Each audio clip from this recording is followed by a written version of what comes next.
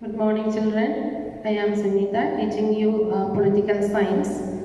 Today we shall deal with the first chapter from politics, democracy in the contemporary world. You all know modern age is an age of democracy, and you are familiar with the term democracy because you have learned it in your smaller classes itself. And before going on to the topic, we shall have a brief introduction to the evolution of democracy. The Glorious Revolution in England and the French Revolution in France led to the development of democracy. The Glorious Revolution laid the first foundation of the democratic principles of rule of law.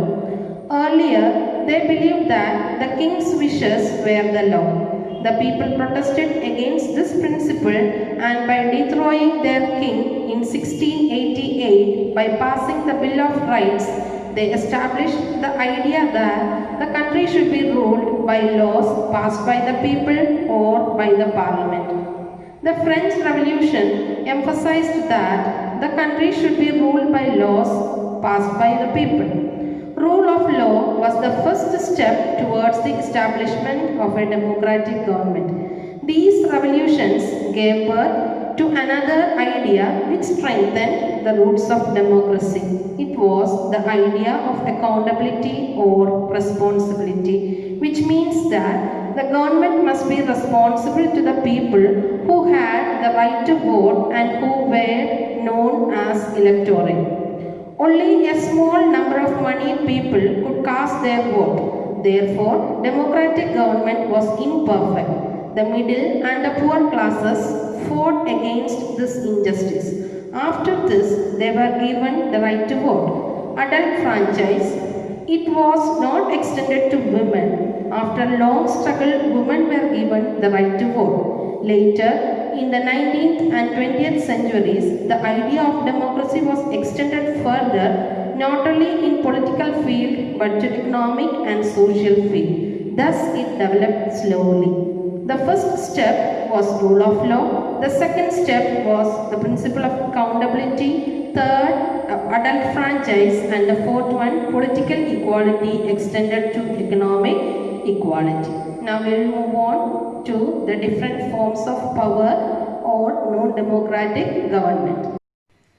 Good morning, children. I am Sunita, teaching you political science.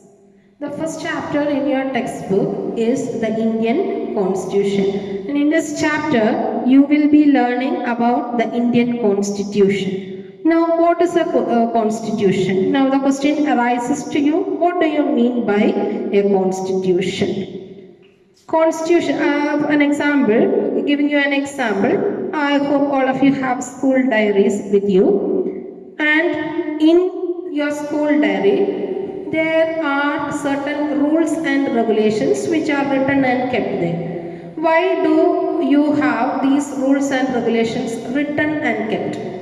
This is mainly for you to follow when you come to a school. So similarly, you are living in a country where there are diverse or different types of people living, and you are to be governed. How are you to be governed? All these are written and kept in the form of rules and regulations that are to be observed. So in one term, in simple term, you call it as a constitution. So constitution means it's a set of rules and regulations according to which a country is being governed.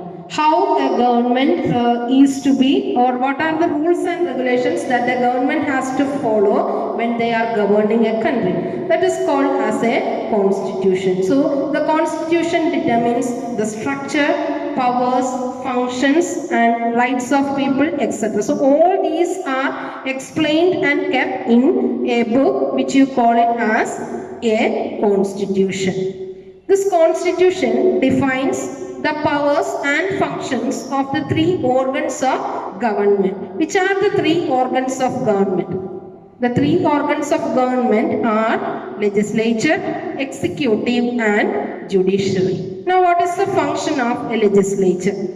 The important function of a legislature is making laws. It is the legislature that make laws and it is the responsibility of the executive to execute all the laws that is being made by the legislature, or it implements all the laws that is being made by the legislature. And implementing laws is the sole function of executive, and making laws is the sole function of the legislature. And either of any of these organs have the right to interfere in any of their powers. And the last organ is the judiciary. So when laws are made for people. So if any person violate the laws, it is the responsibility of the judiciary to interfere. So judiciary is in the form of courts. I think all of you know there are lower level courts to higher level courts. There is Supreme Court to lower level courts, which interferes if any person violate any of the laws that is being made by the legislature. So it defines, this constitution also defines the relationship between the government and people. What is the relationship between the government and people is clearly defined and kept in the Constitution of India. It also defines the powers of the government. All the powers that is being vested in the hands of the government is written and kept in the Constitution of India. It clearly shows that no one can violate or misuse the powers which are written and kept. No one can violate it because it is solely written and kept. That is why Indian Constitution, you call it as a written constitution. Again, the Constitution also safeguards the rights of people. People are having different rights, a variety of rights people have, and all these rights are being safeguarded and written and kept in the Constitution of India in the form of rights. You have heard about fundamental rights. Why are some rights called as fundamental rights? So, some rights are called fundamental because without these rights, no person can live in a society. So, all these rights are being safeguarded because it is written and kept in a constitution. Now, why do we need a constitution? Or what is the necessity? What's the importance? What is the need for having a constitution? The first point we can discuss is that the constitution tells us in which type of society you are living and what are the values that a society upholds. Whether you are living in a monarchy, whether you are living in any other form of government, all these are written and kept in the constitution. So that is one important need why you have a constitution. Again, it also tells us what type of government we have and how are the powers being shared among the government. It also clearly defines about the rights of people. What are the rights of citizens? So it again provides fundamental rights to people, which I already told you.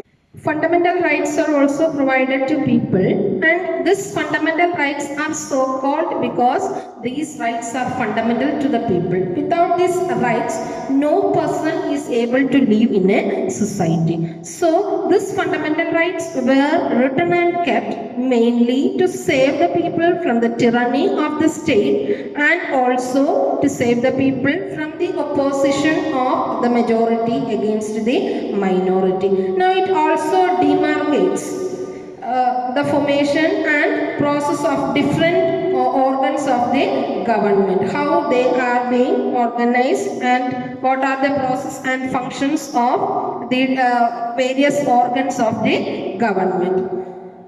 Now, our freedom fighters, see, they had to participate in a long battle and a long struggle in order to free our country from the foreign rule. You know, in earlier times, India was under the clutches of foreign rule. So, India had to be saved. So, India was saved. It was mainly due to the active participation of our freedom fighters. Now, fighting for a cause, and they had some ideals in their mind. These leaders had some ideals in their mind which they had the thought of releasing it at the time when they get independence. And these ideals were incorporated into articles and schedules of as in the Indian Constitution. So Indian Constitution is written in the form of articles and schedules. And the introductory part of the Constitution came to be called as the preamble. It is called as the preamble. Preamble. Preamble is the introductory part of the Constitution.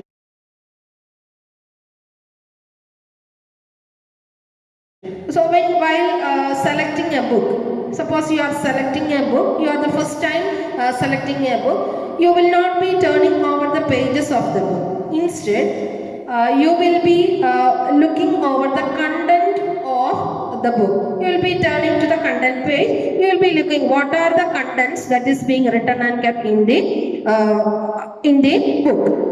So when you look at this content page, you will be getting an idea of the details of the book. So such an introductory part, our Constitution is also having such an introductory part, a content part which you call as the preamble of the Constitution. Now the preamble is of great importance. It is having a lot of importance. It not only declares the form of government, but it also determines the main objective of the government. What are the objectives of government? All these are shown in the preamble. Now, the Indian Constitution, it is our own constitution, or India has its own constitution, and this constitution was prepared by the Constituent Assembly. Now, what is a Constituent Assembly? Constituent Assembly is a group of about 300 people. They are specially elected for this purpose. The people were specially elected for the purpose of preparing a constitution. The assembly consisted of people of different political parties.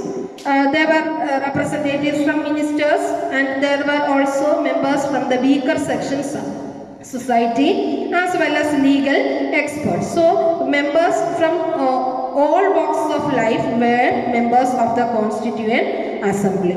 This Constituent Assembly first met on 9th December 1946. First met on 9th December 1940. The Constituent Assembly first met on 9th December 1946. 9th December 1946. It completed its work on 20th November 1949. 20th November 1949. It completed its work on 20th November 1949, and the Constitution of India came into force on 26th January 1950. 26th January 1950. So the Constituent Assembly first met on 9th December 1946. 9th December 1946. It completed its work on 20th November 1949, and the Indian Constitution came into force on 26th January 1950. Thank you.